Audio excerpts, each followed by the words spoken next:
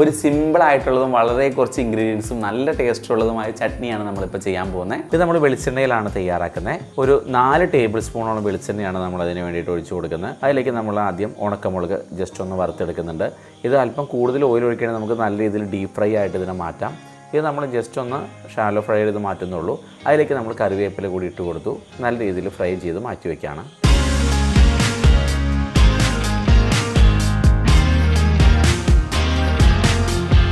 ഉണക്കമുളക് കോരി മാറ്റിയതിന് ശേഷം മാത്രമാണ് നമ്മൾ ചെറുള്ളി ജസ്റ്റ് ഒന്ന് സോട്ട് ചെയ്തെടുക്കുന്നത്. ഇനി നമ്മൾ ഇതിലേക്ക് ചെറുതായിട്ട് കട്ട് ചെയ്തിട്ടുള്ള ചെറുള്ളിയിലേക്ക് ഇട്ട് കൊടുത്തു.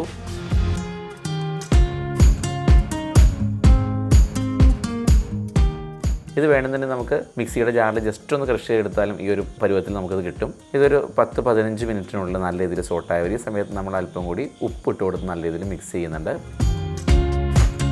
ഇനി ഇതിലേക്ക് നമ്മൾ വാളംപുളിയാണ് ഇട്ട് കൊടുക്കുന്നത്. 4-5 ചെറിയ പീസുകളായിട്ട് നമ്മൾ കട്ട് ചെയ്തെടുത്തിട്ടുള്ള വാളംപുളി ഇതിലേക്ക് ഇട്ട് കൊടുത്തു. അപ്പോൾ ശരിക്കും അത് സോട്ട് ചെയ്ത് വരുമ്പോൾ ഫുള്ളായിട്ട് അതിൻ്റെ ടേസ്റ്റ് മുഴുവൻ ചെറുപുളിയിലേക്ക് കിട്ടും. നല്ല രീതിയിൽ സോട്ടായ നല്ലൊരു ബ്രൗൺ കളറായി വരുമ്പോൾ നമ്മൾ അതിലേക്ക് 1/2 ടേബിൾ സ്പൂണാണ് കാശ്മീരി മുളക് കൂടി ഇട്ട് കൊടുക്കുന്നുണ്ട്. ഉണക്കമുളകിൻ്റെ എരിവുള്ളതുകൊണ്ട് നല്ല എരിവുണ്ടാവും. നമ്മളതുകൊണ്ട് വളരെ കുറച്ച് മാത്രമേ കാശ്മീരി മുളക് കൂടി ഇട്ട് കൊടുത്തിട്ടുള്ളൂ. ഓവർ സ്പൈസി ആയിട്ട് അല്ലെങ്കിൽ ഇത് മാറും.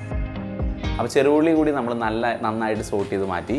ഇനിയാണ് നമ്മൾ മിക്സിയുടെ ജാറിലിട്ടത് ജസ്റ്റ് ഒന്ന് കറക്കി എടുക്കാൻ പോകുന്നത്.